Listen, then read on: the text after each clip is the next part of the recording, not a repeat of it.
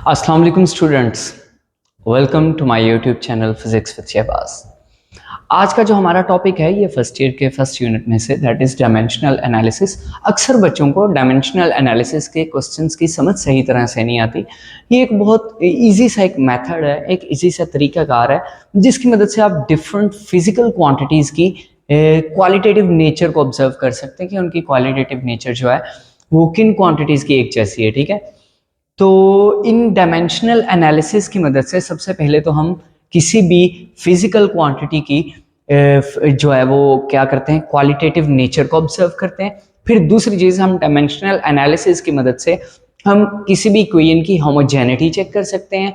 और तीसरा, हम डायमेंशनल एनालिसिस की मदद से हम क्या कर सकते हैं, हम कोई भी पॉसिबल फॉर्मूला ड्राइव कर सकते हैं। ठीक है, उसके बाद इसी के अंदर हमारे पास कुछ ऐसे टर्म्स हैं डायमेंशनल एनालिसिस के अंदर जिन्हें पढ़ना, उनके बारे में समझना बहुत ज़रूरी है।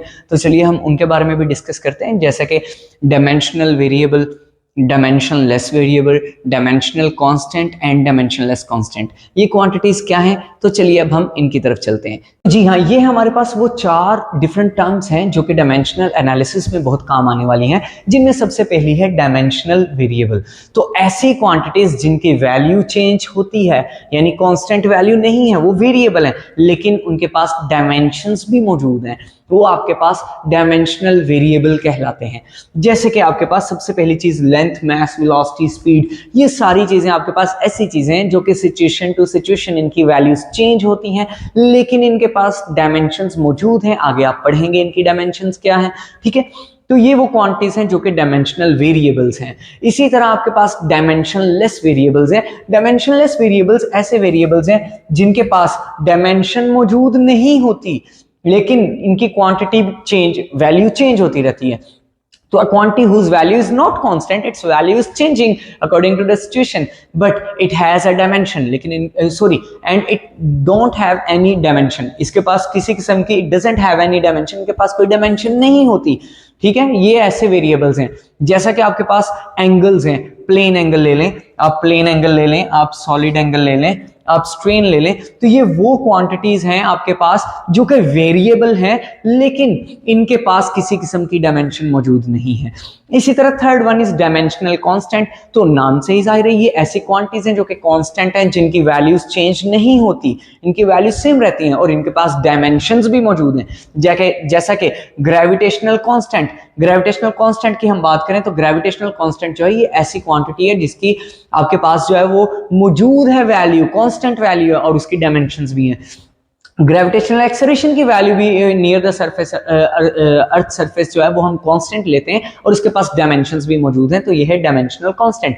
डायमेंशनलेस कांस्टेंट क्या है? ये ऐसी क्वांटिटीज हैं, ऐसे कांस्टेंट्स हैं, ऐसी क्वांटिटीज जिनकी वैल्यूज चेंज नहीं होती, वैल्यू सेम रहती हैं लेकिन इनके पास डायमेंशंस नहीं है। जैसा कि नंबर्स, काउंटिंग 1 2 3, पाई की वैल्यू 3.14, इसकी भी कोई डायमेंशन नहीं है, वैल्यू कांस्टेंट है।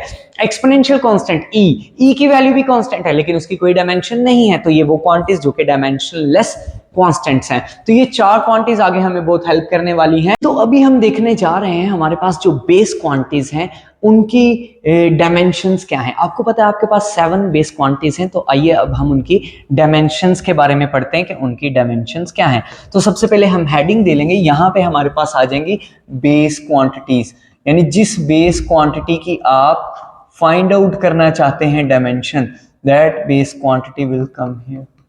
बेस क्वांटिटी यहां पे आ जाएगी, बेस क्वांटिटी के साथ आपके पास आ जाएंगी उसकी डायमेंशंस, यानी डायमेंशन कौन सी यूज करते हैं हम किस बेस क्वांटिटी के लिए। ठीक है, तो बेटा सबसे पहले आपके पास जो बेस क्वांटिटी आती है, सबसे पहले बेस क्वांटिटी लेट्स सपोज हम उसे ले लेते हैं लेंथ। तो लेंथ आपके पास here, length is the base quantity.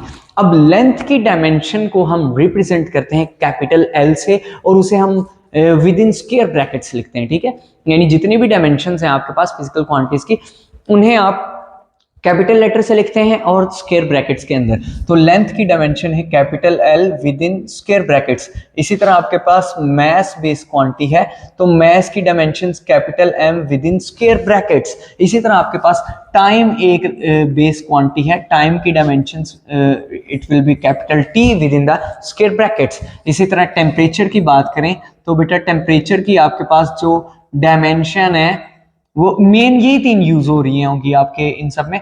Dimension temperature की आती है दैट इज थीटा। इसी तरह आपके पास डायमेंशन आ जाती है इलेक्ट्रिक करंट की। तो इलेक्ट्रिक करंट की डायमेंशन हम ले लेते हैं, इलेक्ट्रिक करंट की डायमेंशन होगी कैपिटल आई, ठीक है। इसी तरह आपके पास इंटेंसिटी ऑफ लाइट की डायमेंशन आ जाएगी, इंटेंसिटी ऑफ लाइट। तो इंटेंसिटी ऑफ लाइट की डायमेंशन आपके पास आएगी दैट इज कैपिटल जे। इसी तरह आपके पास अमाउंट ऑफ सब्सटेंस की डायमेंशन आ जाएगी जो कि आपके पास लास्ट बेस क्वांटिटी है, amount of substance. Amount of substance की डायमेंशन आपके पास आ जाएगी कैपिटल एन। तो ये आपके पास एक्चुअली बेस क्वांटिटीज की डायमेंशंस आ गई हैं, 7 बेस क्वांटिटीज और उनकी 7 डायमेंशंस आ चुकी हैं आपके पास। अब जितनी भी आपके पास डिराइव्ड क्वांटिटीज होती हैं, डिराइव्ड क्वांटिटीज के भी तो डायमेंशंस निकालनी है। तो ये सेम प्रोसेस जैसे आप यूनिट्स फाइंड आउट करते थे बेस क्वांटिटीज की मदद से डिराइव्ड यूनिट्स, उसी तरह उन्हीं प्रोसेस की मदद से हम डिराइव्ड क्वांटिटीज के भी जो है वो डायमेंशंस को फाइंड आउट करेंगे यहाँ पे। अब एक चीज आपने याद रखनी कि जो डायमेंशंस होती हैं इनके ऊपर same arithmetic rules, algebraic rules लगते हैं। यानी अगर सेम उनकी जो है वो नेचर होगी तो वो ऐड हो सकती हैं, सब्ट्रैक्ट हो सकती हैं, ठीक है। तो चलिए अब हम देखते हैं, जैसा कि सबसे पहले आपके पास एरिया की बात करते हैं, ठीक है। तो लेट्स सपोज आपके पास अगर हम बात करते हैं किसी भी डायमेंशन की, जैसा कि एरिया की बात कर लेते हैं, तो एरिया आपको पता है area is equals to length multiply width. तो हमने बात की थी कि जो आपके पास डायमेंशंस होती हैं, डायमेंशंस किसी भी क्वांटिटी की आपको क्वालिटेटिव नेचर बताती हैं। जैसे लेंथ और विड्थ हैं, इन दोनों की अगर क्वालिटी की बात की जाए तो ये लेंथ को ही रिप्रेजेंट करते हैं। तो अगर इन दोनों की डायमेंशंस देखी जाए तो लेंथ की डायमेंशन भी एल आएगी, मल्टीप्लाई विड्थ की डायमेंशन भी एल आएगी, और आपके पास ये डायमेंशन बच जाएगी L square. You can write the square in outside of the square brackets and that can also be good. Okay. इसी तरह आप अगर स्पीड की डायमेंशंस निकालते हैं तो स्पीड आपको पता है that is equals to distance by time. और अभी मैंने आपको फिजिकल नेचर की बात की तो distance, length, width, height, thickness, ये सारी चीजें जो हैं ये डिनोट एक लेंथ की ही नेचर को करती हैं, तो इनकी डायमेंशंस एल ही होती हैं। तो आपके पास डिस्टेंस की डायमेंशन आ जाएगी कैपिटल एल, टाइम की डायमेंशन आ जाएगी capital T, so it will be capital T. So speed is equals to L by T. और अगर हम इसे आगे सॉल्व करें तो टी की पावर ऊपर जाके -1 हो जाएगी, तो ये आपके पास बन जाएगा L T -1, that will be the dimension of